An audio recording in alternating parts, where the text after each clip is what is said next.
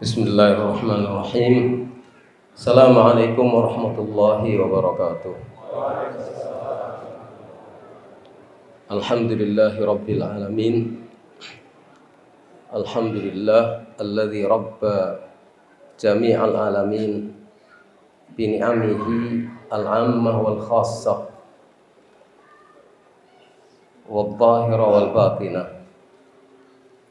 Asyhadu an la ilaha illallah wahdahu la syarika lah wa asyhadu anna Muhammadan abduhu wa rasuluh. Allahumma salli wa sallim wa barik ala abdika wa rasulika Muhammad wa ala alihi wa sahbihi wa man ihtada bihadyihi wastanna bisunnatihi ila yaumil qiyamah. Amma ba'd.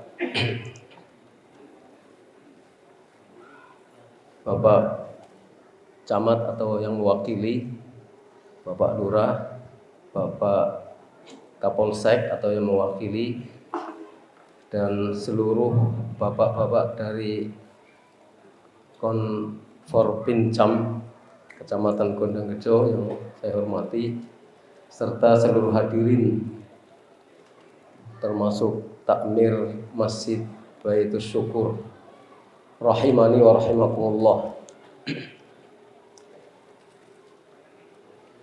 Pengajian kita malam hari ini adalah tentang kiat-kiat mudah masuk surga dan selamat dari neraka. Mudah insyaallah. Intinya kita semua kan beriman kepada Allah ya. Kalau orang beriman itu pasti masuk surga, pasti, meskipun mungkin harus melalui neraka dulu, dibersihkan dulu dosanya. Mudah-mudahan kita tidak termasuk yang masuk neraka dulu, mudah-mudahan, tapi harus ada upaya, karena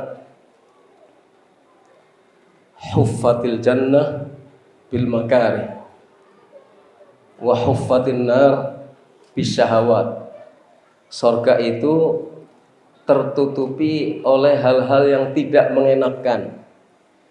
Semua orang itu cita-citanya masuk surga. Hanya surga itu tertutupi oleh hal-hal yang menyulitkan dan tidak mengenakkan. Jadi memang tujuannya indah surga.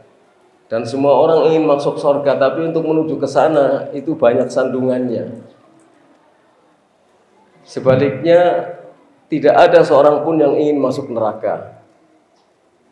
Hanya saja neraka itu huffat bisyahawat, ditutupi, dipolesi, di-coveri atasnya itu dengan hal-hal yang merangsang syahwat. Lah ini tantangan itu, tantangan. Hidup itu isinya tantangan. Tapi insya Allah kalau kita beriman, semuanya akan masuk surga. Tidak ada orang yang beriman itu yang tidak masuk surga. Kalaupun nanti masuk neraka, pasti keluar dari neraka. Tapi jangan ngayem-ngayem ya. Artinya kalau masuk neraka itu tidak bisa dibayangkan pedihnya. Kalau kita kebakaran jarinya saja, masuk tungku, masuk kompor, hanya sesaat itu sudah melepuh tangannya. Kesiram minyak itu sudah melepuh tangannya. Kalau kesiram seluruh badannya, wah sakitnya akan luar biasa. Lah ini di neraka walaupun sesaat itu merupakan siksa yang sangat pedih. Jadi ketika kita merupakan orang yang beriman, kita beriman ya, insya Allah. Loh kenapa insya Allah? Kenapa insya Allah? Beriman kok insya Allah kayak ragu-ragu? Tidak, jadi boleh kita mengatakan beriman insya Allah, karena kita tidak meyakini bahwa iman kita itu sudah benar-benar utuh dan sempurna, masih banyak kekurangannya, sehingga kita sebutkan insya Allah. Dan itu tidak berdosa kita mengatakan kita beriman insya Allah. Tapi dari sisi keyakinan bahwa kita harus beriman, memang harus. nggak boleh ragu. Tapi ketika kita bertanya, apakah iman kita itu sudah sempurna atau belum sempurna, kita katakan insya Allah. Jadi semua orang beriman sampai ke dalam sorga insya Allah. Hanya orang-orang beriman itu tidak sama tingkatannya. Ada yang sempurna sekali, ada yang sempurnanya tidak sekali, ada yang tengah-tengah, ada yang kurang, dan ada yang sedikit keimanannya. Tapi selama orang itu beriman, akan masuk surga dan keluar dari neraka apabila dia nanti disiksa di dalam neraka. Rasulullah SAW ngendika di dalam hadis yang sahih Bukhari, kullu ummati yadkhuluna al-jannah. Semua umatku, maksudnya umatku itu umat yang menyambut ajakan Rasulullah SAW. Semua umatku pasti masuk surga. Illa man aba, kecuali orang yang nggak mau masuk surga. Ditanya oleh para sahabat, faman aba ya Rasulullah? Siapa yang tidak mau masuk surga? Man ata'ani dakhala jannah wa man asani dakhalan nar. Siapa yang taat kepadaku, niscaya dia akan masuk surga. Dan siapa yang maksiat kepadaku, maksiat itu durhaka kepadaku, kepada Rasulullah, dakhalan nar, masuk neraka. Artinya dia tidak mau masuk surga. Ada banyak perintah Rasulullah SAW yang harus kita taati. Ada kiat-kiat bagaimana caranya mudah masuk ke dalam surga. Kita punya modal utama iman, maka itu menjadi modal utama kita untuk masuk surga. Maka iman itu harus kita pertahankan. Tapi di sana ada perintah-perintah Allah yang lain supaya kita semakin mudah masuk ke dalam surga. Dalam sebuah hadis yang diriwayatkan oleh Imam At-Tirmidzi, beliau katakan hadisnya sahih. Sanad hadis ini dikatakan oleh para ulama hasan. Dari Abu Hurairah radhiyallahu anhu, beliau Abu Hurairah mengatakan, su'ila Rasulullah SAW an aktsari ma yudkhilun nasa al-jannata. Rasulullah SAW ditanya. Kalau ditanya ada yang bertanya. Siapa yang bertanya? Para sahabat Nabi. Para sahabat Nabi bertanya, ya Rasulullah, apakah sesuatu yang paling banyak menyebabkan orang masuk ke dalam surga? Beliau menjawab, taqwallah wa husnul khuluq. Taqwallah wa husnul khuluq. Yang banyak memasukkan orang ke dalam surga itu adalah takwa kepada Allah dan baik akhlak. Nah, ini perintah dari Rasulullah ini. Meskipun kalimatnya kalimat berita, kalimat ini kalimat berita. Yang paling banyak memasukkan orang ke dalam surga itu adalah takwa Allah. Ini kan kalimat berita. Tapi sebenarnya isinya adalah perintah dari beliau, titah. Kalau ingin masuk surga, bertakwalah kamu. Kalau ingin masuk surga, perbaiki akhlakmu. Ini yang paling banyak memasukkan orang dalam surga. Wasu'ila an aktsari ma yudkhilun nasan nar. Dan beliau juga ditanya tentang apakah sesuatu yang paling banyak memasukkan orang ke dalam neraka. Kata beliau, al-fam wal farj. Al-fam wal farj. Mulut dan kemaluan. Ini yang paling banyak menyebabkan orang terjerumus ke dalam neraka. Mulut dan al-farj. Yang paling banyak memasukkan orang ke dalam surga apa tadi ya Pak? Taqwallah. wa husnul khuluq. Takwa itu bukan sekedar ungkapan dengan lidah. Takwa itu bukan sekedar ungkapan dengan lidah. Tapi takwa itu harus ada pembuktiannya. Rasulullah mengatakan, at-taqwa, takwa itu letaknya ada dalam dada. Tapi kalau hanya di dalam dada, takwa itu nggak akan kelihatan.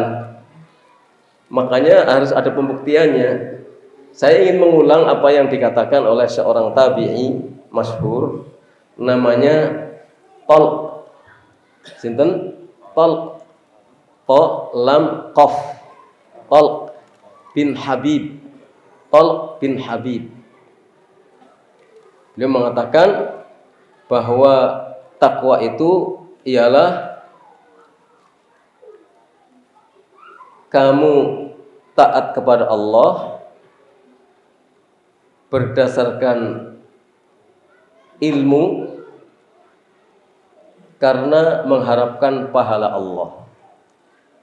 Kamu mengamalkan anta'mal bi ta'atillah ala nurin minallah raja'a thawabillah, yaitu kalau kamu mengamalkan ketaatan kepada Allah berdasarkan cahaya ilmu dari Allah karena mengharapkan pahala Allah. Wa antarkal ma'asi maksiyah, dan apabila kamu meninggalkan maksiat berdasarkan cahaya ilmu dari Allah karena takut hukuman Allah. Takwa itu mengamalkan ketaatan kepada Allah atas dasar cahaya ilmu, artinya taatnya itu dengan ilmu, bukan tidak dengan ilmu. Dan punya harapan. Apa harapannya? Harapannya mendapatkan pahala Allah. Yang kedua, meninggalkan maksiat. Ketika meninggalkan maksiat itu harus berdasarkan ilmu, bukan menurut anggapannya sendiri. Ini maksiat kita tinggalkan, padahal bukan maksiat. Oh, ini ketaatan kita lakukan, padahal bukan ketaatan. Ini maksiat kita tinggalkan, Pak, padahal itu bukan kemaksiatan. Jadi berdasarkan ilmu. Kenapa? Karena takut hukuman Allah. Jadi di dalam takwa itu mengandung unsur harus tahu, harus berilmu, memahami ini ketaatan atau bukan, ini kemaksiatan atau bukan. Kemudian setelah itu kita amalkan, ada ilmu, ada amal. Dan yang ketiga, ada ikhlas, harus ikhlas. Karena berharap pahala Allah, takut dari ancaman Allah, itu bentuk keikhlasan. Orang yang ikhlas itu harapannya hanya mengharap pahala Allah, enggak mengharapkan pahala manusia. Tidak mengharapkan pahala manusia. Dan yang ditakutkan adalah ancaman hukuman dari Allah, bukan manusia. Itu ikhlas, itu yang dinamakan ikhlas. Jadi dalam takwa itu harus meliputi 3 unsur: ilmu, amal, ikhlas. Ilmu, amal, ikhlas. Itu seperti yang dijelaskan oleh Al-Imam Ibnul Qayyim rahimahullah tentang takwa ketika mengurai penjelasan takwa yang disampaikan oleh Talq bin Habib. Jadi kiatnya yang pertama, kita pupuk ketakwaan kita kepada Allah SWT. Jadi hidup ini dasarnya adalah takwa kepada Allah. Bahasa gampangnya takut kepada Allah. Kalau orang takut, misalnya kita berjalan, di depan kita banyak duri, ya, kita nggak pakai sendal, terbuka kaki kita, padahal di depan kita banyak duri. maka kita akan hati-hati berjalannya, jangan sampai kaki kita tertusuk duri. Kira-kira gambaran takwa seperti itu. Jadi kita hati-hati sekali, jangan sampai kita melanggar ketentuan Allah dan Rasul-Nya. Berusaha agar apa yang kita lakukan sesuai dengan petunjuk Allah dan Rasul-Nya. Kalau memastikan kita semua punya kelemahan, tapi paling tidak kita berusaha agar apa yang kita lakukan itu benar, ada tuntunan dan petunjuknya, dan yang kita lakukan tidak salah berdasarkan tuntunan. Nanti ada orang rasanya sudah amar ma'ruf nahi mungkar, padahal nggak ada tuntunannya itu. Ya, tidak ada tuntunannya. Jadinya apa? Kan amar ma'ruf nahi mungkar menurut karpe dewe. Kan nggak benar itu.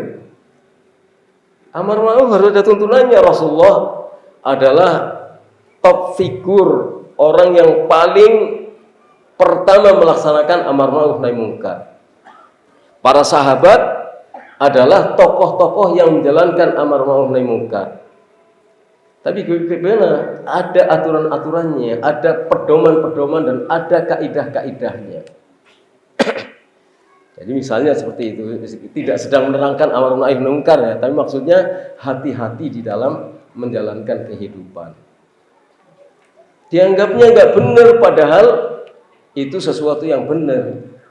Makanya kita perlu belajar agama, karena jalan menuju surga itu adalah dengan memahami agama. Kan ada hadis riwayat Imam Muslim, Tirmidzi dan lain sebagainya, man salaka tariqan yaltamisu fihi ilman sahhalallahu lahu bihi tariqan ilal jannah.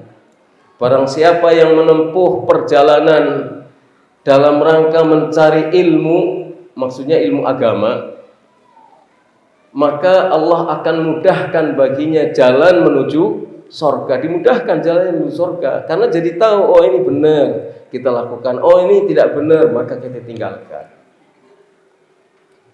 Nah, itu takwa yang akan menjadikan kita mudah untuk masuk surga. Maka takwa ini harus kita pertahankan, nggak boleh hilang takwa dalam segala kehidupan kita. Ketika kita di jalan raya, takwa.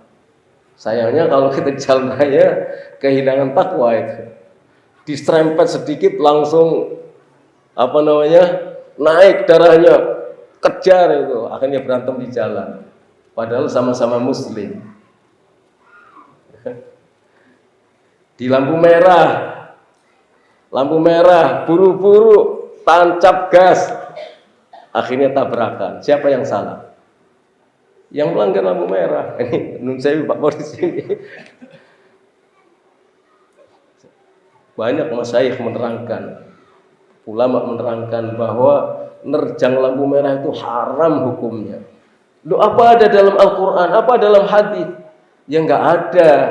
Kalau lampu merah harus berhenti dalam Al-Quran nggak ada, dalam hadis nggak ada. Tapi aturan ini aturan yang tidak bertentangan dengan Al-Quran dan Sunnah.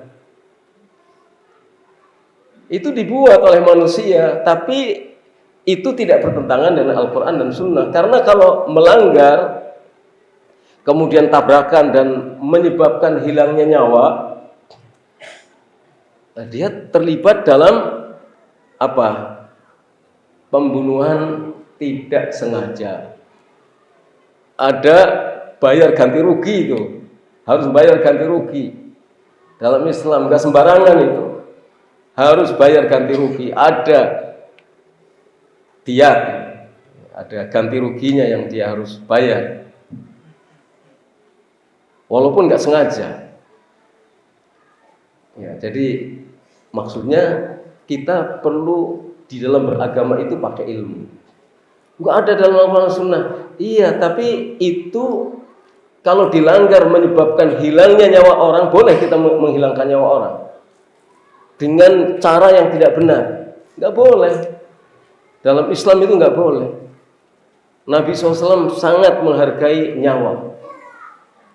sampai nyawa hilang tidak sengaja pun tetap dihargai oleh Nabi SAW.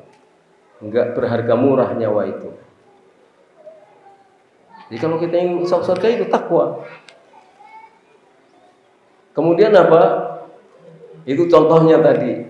Takwa kok di jalan raya mudah emosional, mudah nafsunya mudah naik. Hanya sebenarnya kalau kita jalan juga paling terlambat 5 menit saja. Ketinggalan dari yang di depan itu paling 5 menit atau 10 menit.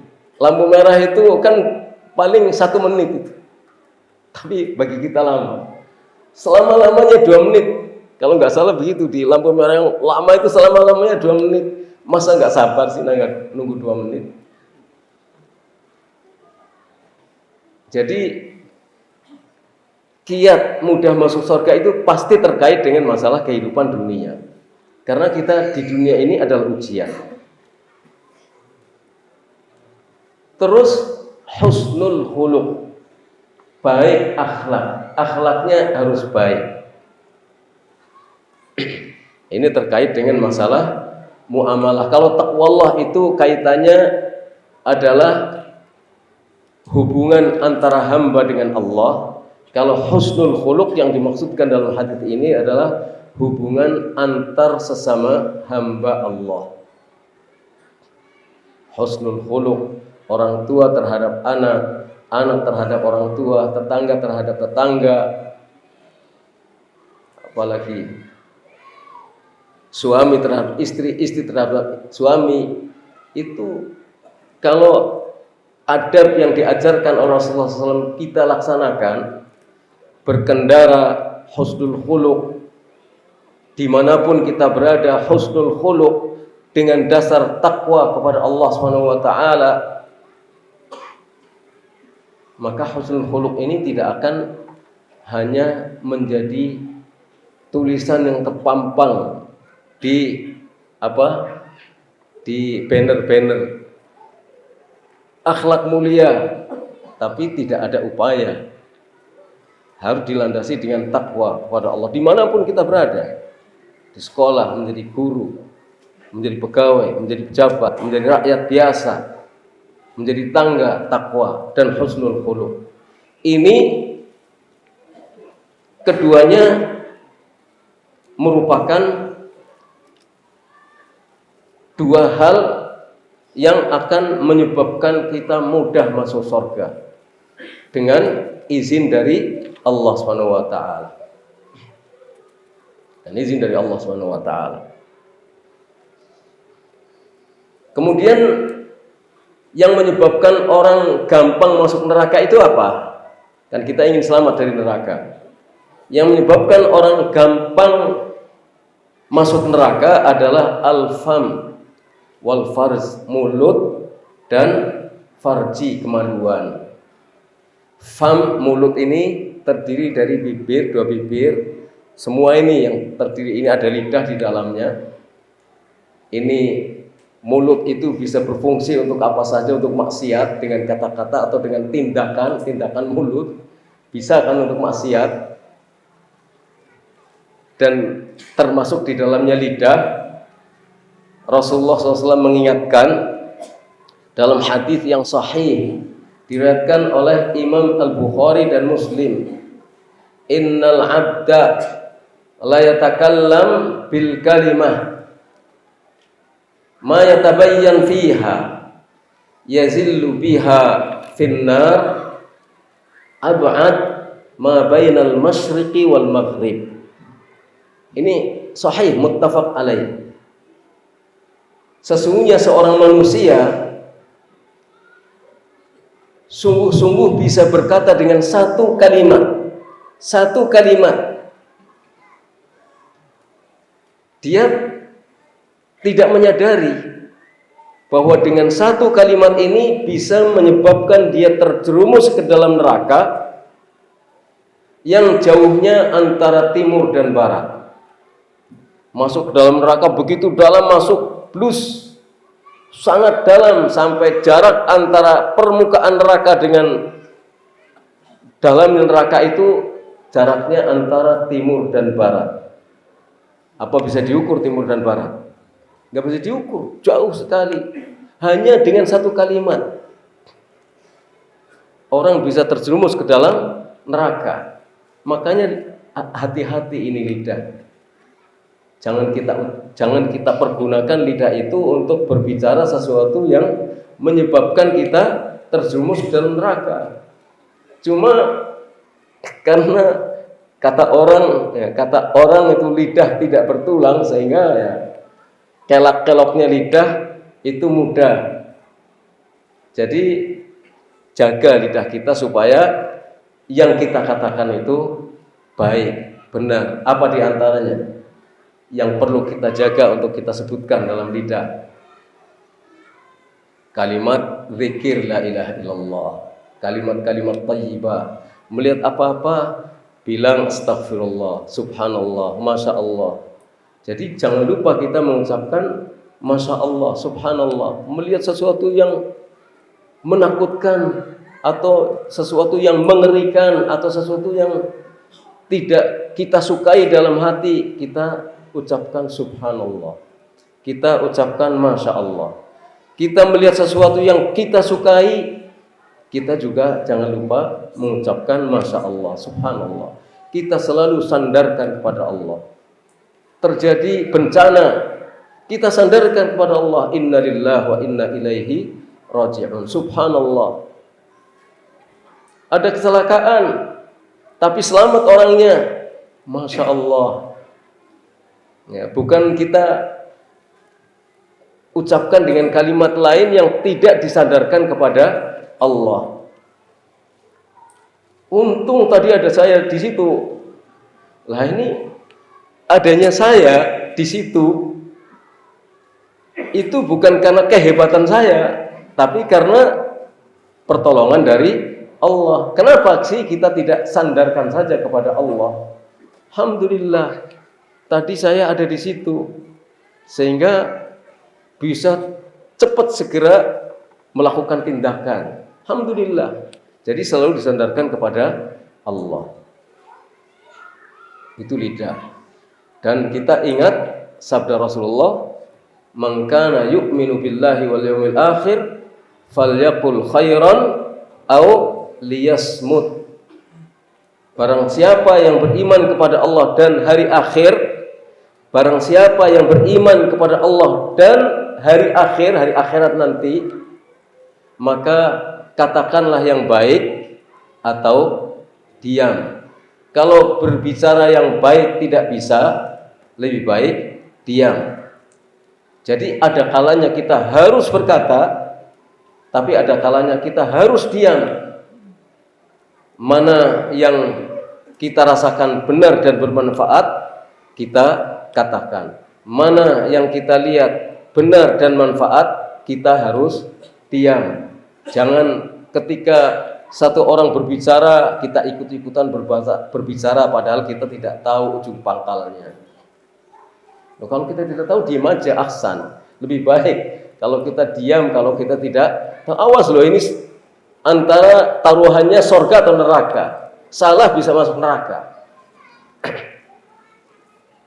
Nuduh orang, kalau salah tuduhannya, kan bahaya ini.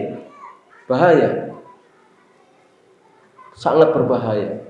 Kita perlu menjaga kehormatan orang lain seperti halnya kita juga ingin kehormatan dan harga diri kita dijaga oleh orang lain. Kita pun jaga kehormatan diri dan harga diri orang lain.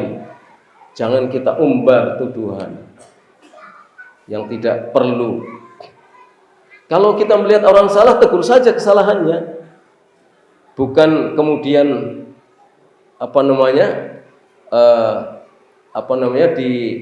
dirasani, digosip, di apa yang belum tentu benar. Tapi kalau kita jelas melihat itu satu kesalahan, ya tegur saja kesalahannya dengan ikhlas. Negurnya dengan ikhlas, dengan lemah lembut. Ada tata cara menegur di dalam Islam, pakai adab dan pakai akhlak. Kan husnul khuluq harus kita pertahankan. Jadi ini fam tadi ya, mulut. termasuk di dalamnya lidah. Terus al-farj, kemaluan, ini juga hal yang banyak membawa bencana dunia dan akhirat itu. Dunia dan akhirat. Orang pecah rumah tangganya karena apa? Karena masalah kemaluan. Orang selingkuh, orang apa, pecah rumah tangga, hubungan tidak lagi normal, tidak sehat. Walaupun diam-diam orang lain melihatnya sehat-sehat saja, tapi mungkin di dalam rumah tangganya ada hal yang tidak diketahui oleh orang banyak. Nah, kita jaga jangan sampai rusak rumah tangga kita hanya karena kita tidak bisa menjaga kemaluan. Ini akhlak. Akhlak ini, menjaga kemaluan itu juga termasuk akhlak yang diajarkan di dalam Islam.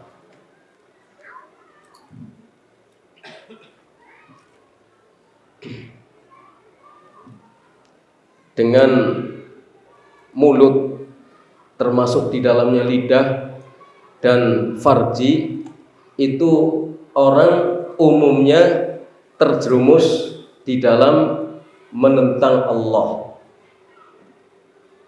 Ya, di dalam menentang Allah itu biasanya sebabnya adalah lewat mulut dan farji. Kalau kita tidak tahu masalah, lebih baik diam.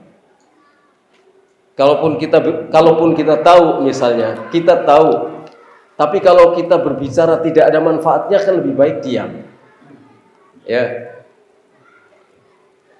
Kalau ternyata kita berbicara tidak ada manfaatnya, meskipun kita tahu, kan lebih baik diam. Bicara saja sesuatu yang lain yang lebih bermanfaat. Kasih, datangi orangnya langsung dengan nasihat. Pak, Bu, ini nggak boleh. Ini harus tinggalkan.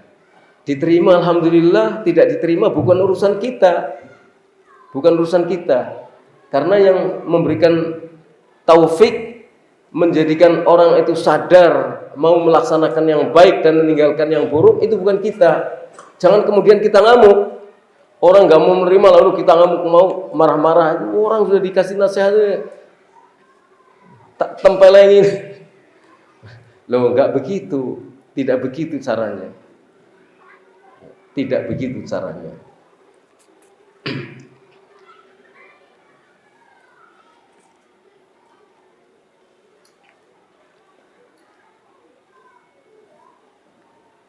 Jadi di sini harus ada upaya untuk menjaga farji.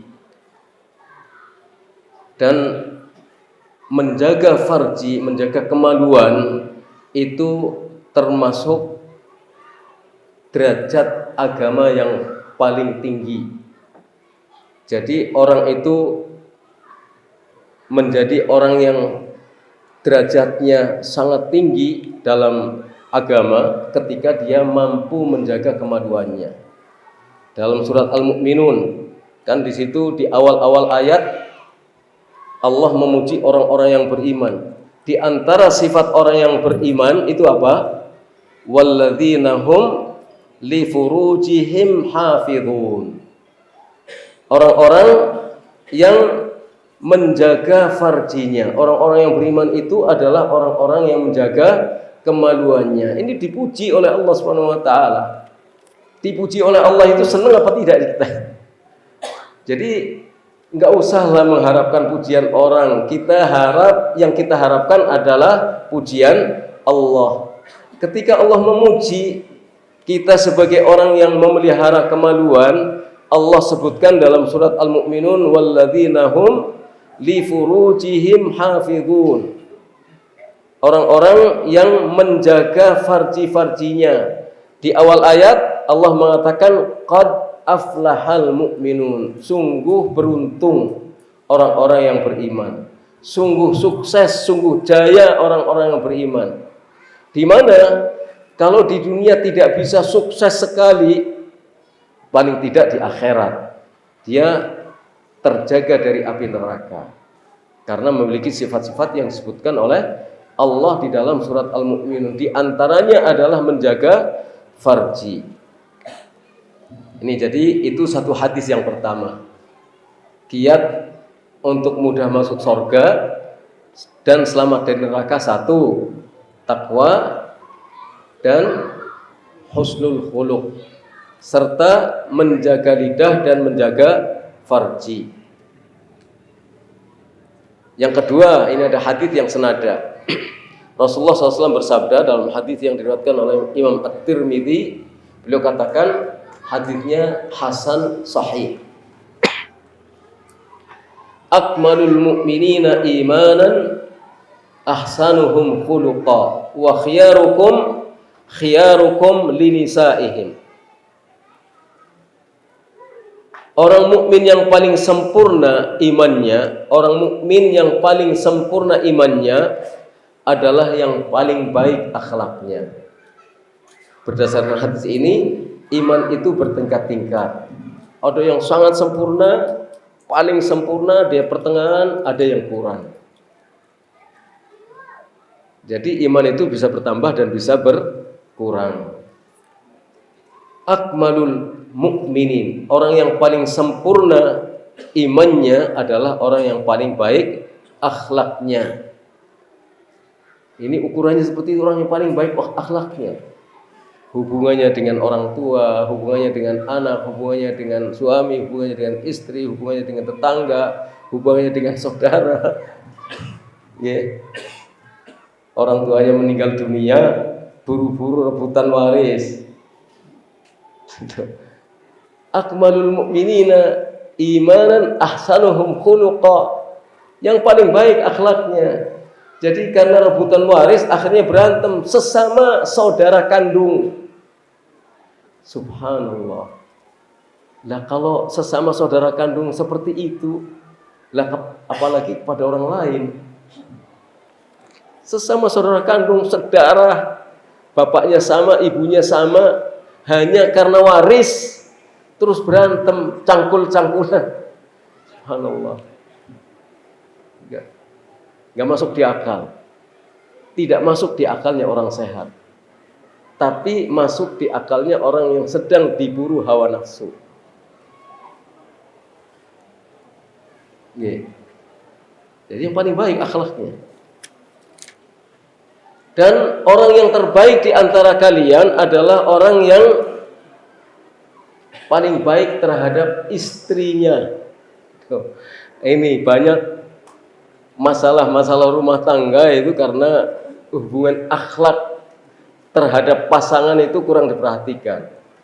Suami kan di Masjid KUA ini. KUA sering kan muasyarah bil ma'ruf itu kan sering diulang-ulang oleh Pak Naib.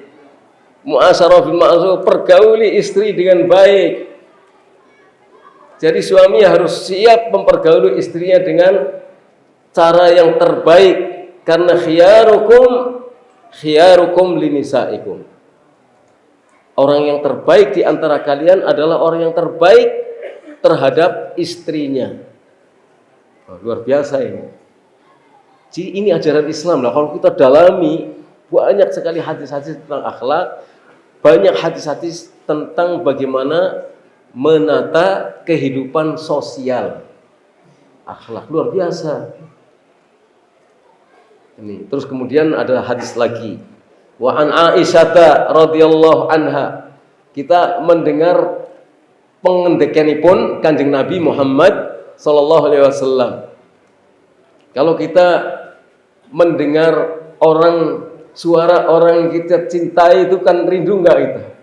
Kita misalnya jauh dari anak atau jauh dari istri atau jauh dari suami. Kan kepengen ditelepon, ingin dengar suaranya.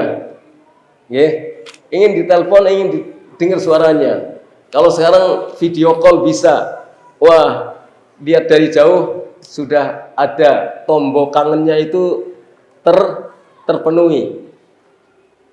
Mendengar suaranya saja sudah terhibur kita. Nah ini yang kita kan cinta kepada Rasulullah SAW. Kita kan memuliakan Nabi SAW dan kita ingin mendengar suara Rasulullah SAW. Suaranya langsung nggak bisa kita dengar, tapi paling tidak ngendikonipun Kanjeng Nabi SAW kita dengarkan.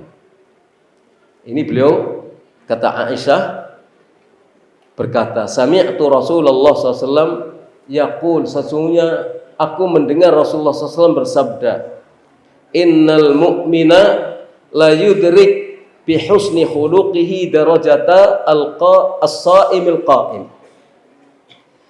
Dalam hadis sahih diriwayatkan oleh Abu Dawud, sesungguhnya seorang mukmin benar-benar akan dengan akhlak yang baik akan bisa mencapai derajat orang yang berpuasa yang selalu mendirikan sholat. Jadi ada di antara kaum muslimin orang yang berpuasa, puasa Senin Kemis dilaksanakan, puasa Bid 3 hari dalam sebulan, ada yang sampai bisa puasa Daud, sehari puasa sehari tidak. Kan derajat orang yang bisa berpuasa seperti itu kan tinggi. Begitu juga orang yang selalu bisa melaksanakan sholat lain, nggak pernah ketinggalan sholat lain, lengkap lah dengan husnul khuluq, dengan akhlak yang baik. Orang mukmin bisa mencapai derajatnya orang yang selalu berpuasa dan selalu sholat malam. Mudah kan? Mudah. Apalagi setelah akhlak yang mulia ditunjang juga dengan sholat malam, dengan berpuasa rajin. Nah, kalau dereng sakit ya untuk berpuasa rutin Daud, apalagi paling puasa nanti tanggal 9 Dzulhijjah. Atau puasa-puasa sunnah yang saya merasa gampang, tapi saya tetap menganjurkan, bukan jarkoni iso berujar tapi nggak bisa ngelakoni. Tapi ini adalah berbagi, nggak harus artinya kalau nanti menunggu orang harus bisa baru menyampaikan, nanti nggak tersampaikan. Tetap harus menyampaikan, karena dengan menyampaikan harapannya dia juga akan terangsang untuk melakukan apa yang dia sampaikan.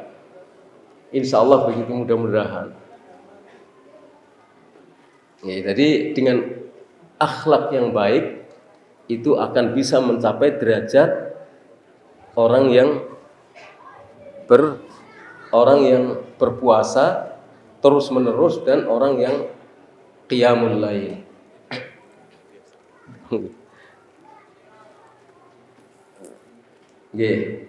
Jadi begitu. Nah, ini sudah keluar hadiahnya.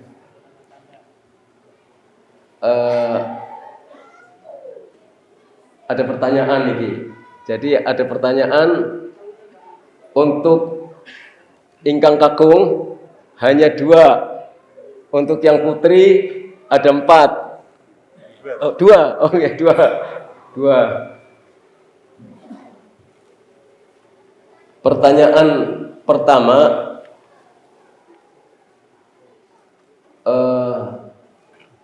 tadi yang paling pertama kita sebutkan apa supaya kita bisa mudah masuk surga? Ya, nggih, takwa. Ya, betul. Masya Allah, Allah yubarik fiik. Namanya siapa? Ubay. Masya Allah, Ubay. Kelas berapa Ubay? Kelas 3 SD. Masya Allah. Go. Nih Ubay, silahkan.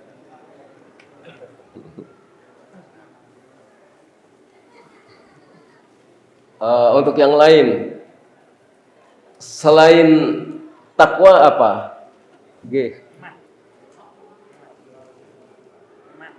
Iman, iya. Pun dijawab Pak. Pun harus iman, dengan beriman. Jadi prinsip gitu. Putri, tinggal putri.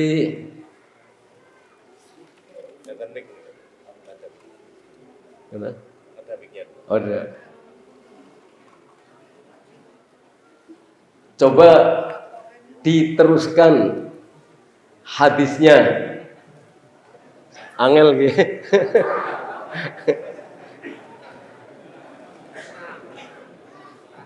Akmalul mu'minina Ah, Putri monggo diteruskan. Akmalul mu'minina imanan.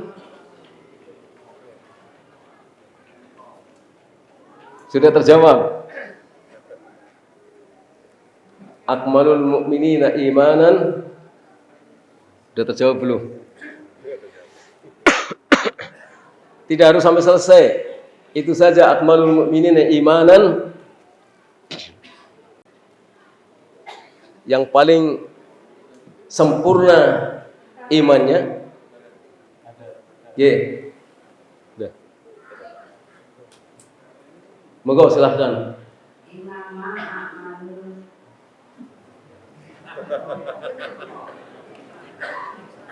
Akmalul mu'minina imanan. Masya Allah, Allah ibarik fiik. Nggih. Satu lagi.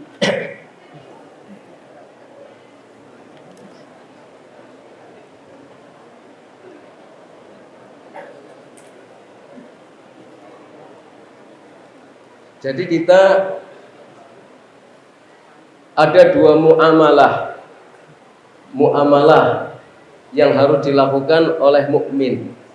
Pertama, muamalah kepada siapa, dengan bagaimana, dan kedua, muamalah dengan siapa dan harus bagaimana.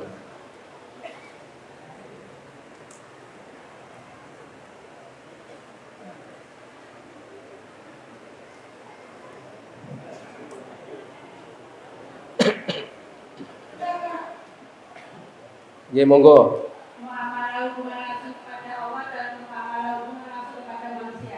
Muamalah dengan kepada Allah gimana dan kepada manusia gimana? Takwa, takwa. Kalau manusia husnul khuluq. Masya Allah. Monggo.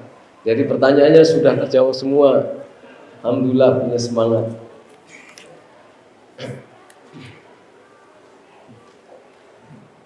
Terakhir sebagai penutup, saya ingin bacakan hadis yang diriwayatkan oleh Imam Muslim.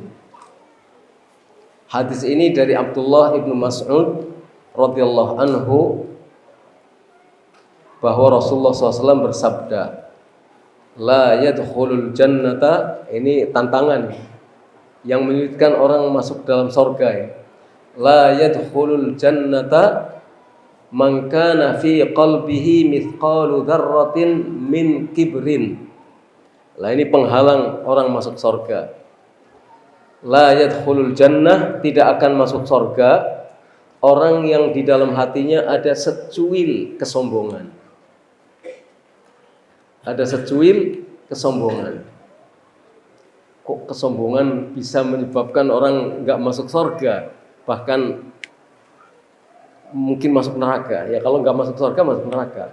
Nggak ada dua tempat. Nggak ada tempat di antara surga dan neraka. Lalu ada seseorang di antara sahabat Rasulullah SAW bertanya, ya Rasulullah, innar rajula yuhibbu ayyakuna thawbuhu hasanan wa na'luhu hasanatan. Ya Rasulullah, ada seseorang yang suka kalau bajunya bagus dan sandalnya bagus, pokoknya maunya yang mahal-mahal, bajunya yang mahal-mahal dan harus melipis, enggak kucel, pokoknya bagus, sandalnya juga harus yang mahal. Ya, biasanya orang pada umumnya pakai sandal 50.000, ini maunya yang 500.000 atau mungkin 1 juta.